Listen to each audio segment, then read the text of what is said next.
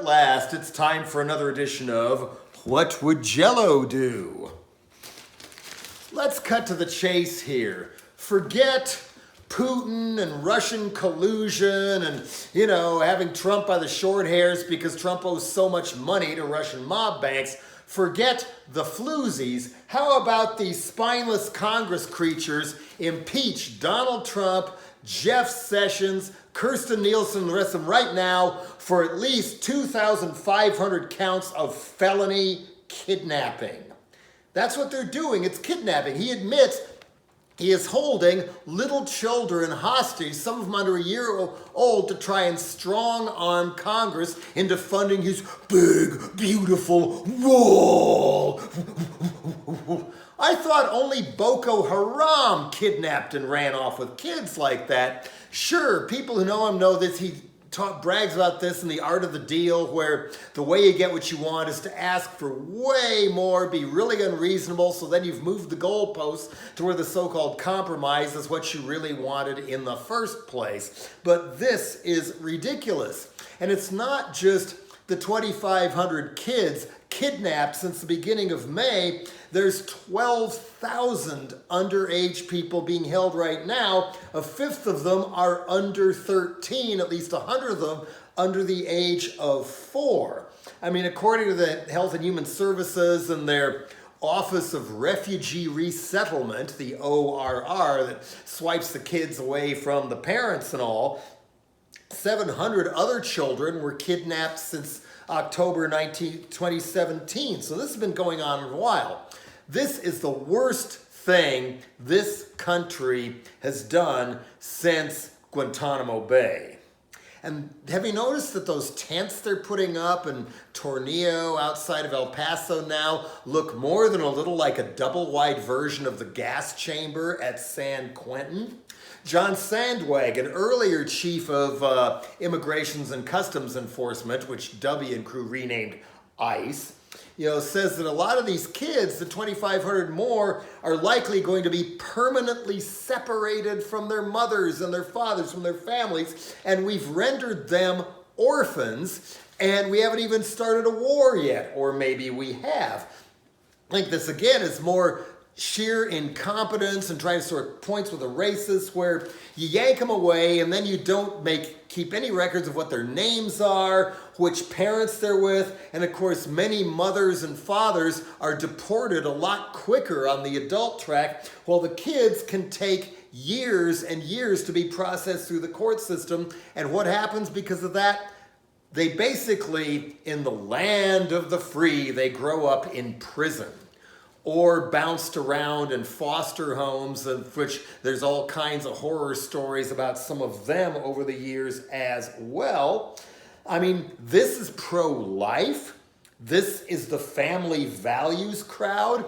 ORR is actually headed by a guy with no experience of the field who got the job probably from, Sessions or one of the others because of his lifelong activities as an anti-abortion activist lawyer.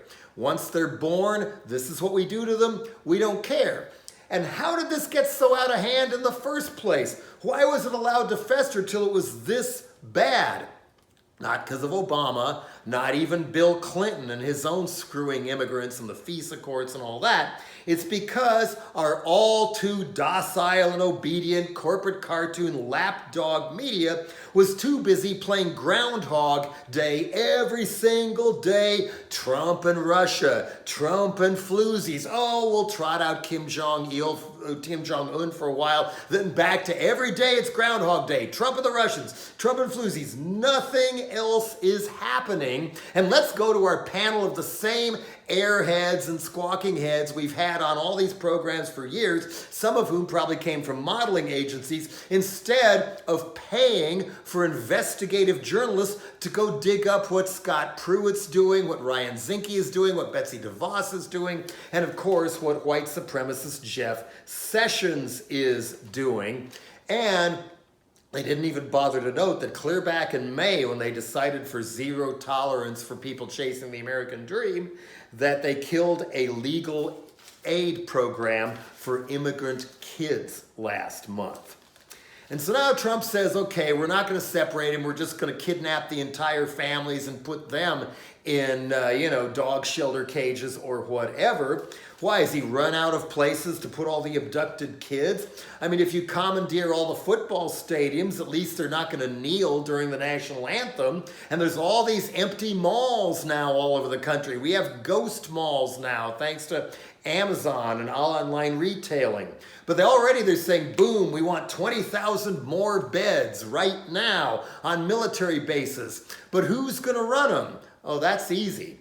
One of the main reasons they're doing this has nothing to do with race-baiting paranoia and everything to do with trying to beef back up our private prison system, which is another big project of Jeff Sessions.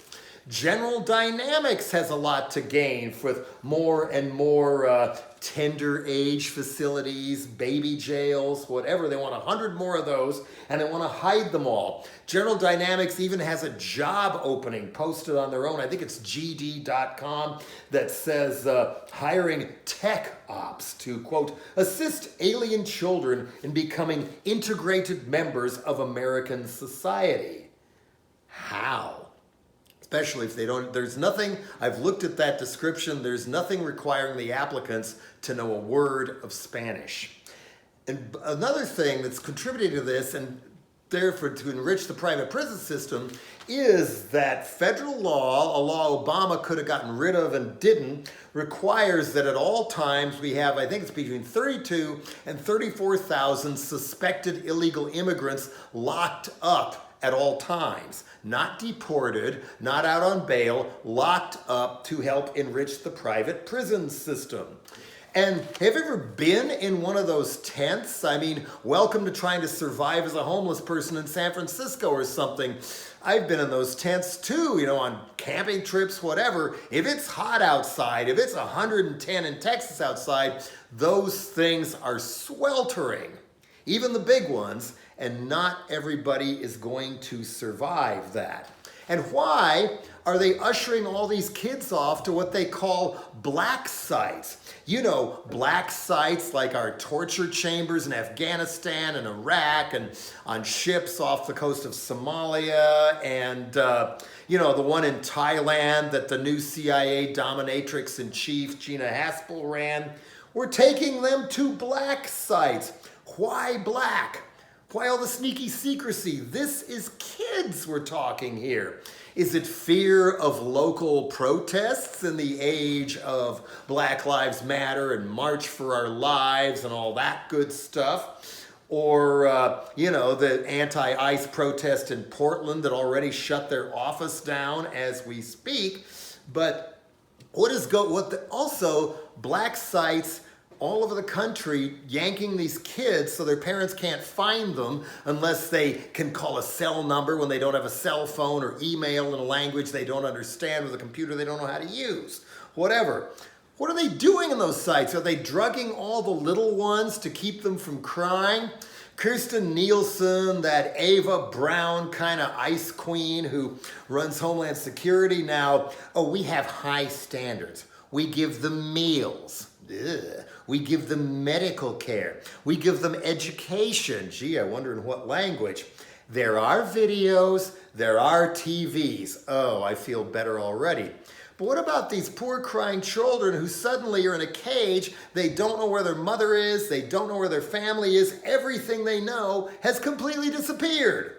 It gets worse. There's now a lawsuit filed on behalf of 6 immigrant underage inmates who were taken to a juvenile detention center in Stanton, Virginia, and who have reported that they had bags put over their heads, they were strapped into restraint chairs like they use for violent prisoners, and shackled and then beaten, as well as confined nude in their cells for days on end, no matter how cold the weather was, and fed separately from the white inmates and fed inferior food. And they just caught a sheriff's deputy in Bexar County, Texas, assaulting a 4-year-old girl repeatedly and threatening to report her mother to ICE as an illegal if she complained. And finally she did anyway. And ICE has admitted from December 2015 to April 17, that's about a year and a half, 15 deaths in custody. And that's just the adults, half of which they agreed died from inadequate medical care. Are they doing these kids at black sites because they're afraid somebody might check the dumpsters too and find a mass grave like what happened with those Catholic orphanages in Ireland? I mean, again, these are kids, sometimes very little kids, sometimes a baby ripped from her mother's breast as the baby was breastfeeding. These aren't conniving drug dealers, MS-13, job thieves. They are refugees. They're not MS-13, they're refugees from MS-13 and the narcos and the government death squads we still help support in Honduras, Guatemala, El Salvador, you name it. I mean, if Trump and Sessions and Nielsen crew hate MS-13 so much, why and value life so much, why are they sending these kids and their mothers straight back into the arms of MS-13 themselves, where not all of them are going to survive? Trump is the children of immigrants too. I mean, he's first generation American on his mother's side. She's from Scotland. And his grandpa, Friedrich Trumpf, came over from Germany, if I'm not mistaken, fleeing either an embezzlement or a bank fraud charge. You know, runs in the family, I guess. I don't know. Melania is an immigrant, and she was able to bring her family over on the exact laws they want to get rid of now, just in time to go parading around in Texas with an "I really don't care, do you" coat on. Well, yeah, Melania, we do care. We even care about people who, they came into this country illegally. They broke the law. They did it illegally. They are criminals, says Sessions. Carl Alvarez of the Descendants had a great point about this. What law wouldn't you break to feed your children? Let that sink in.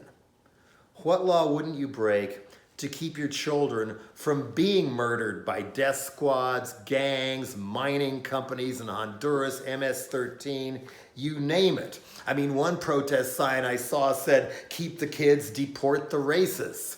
And in the age of Black Lives Matter and the March for Our Lives and the Women's March, this issue isn't going away, especially when it's even upsetting people like Ted Cruz and Michael Cohen, who even said children should never be used as bargaining chips. You know, there may be flash mobs, there may be lots of things. The more, the merrier. There's even, I think it's the organization Texas Raíces, who even put up a little Facebook post wanting to raise $1,500 for one lawyer to help one immigrant mother find her child.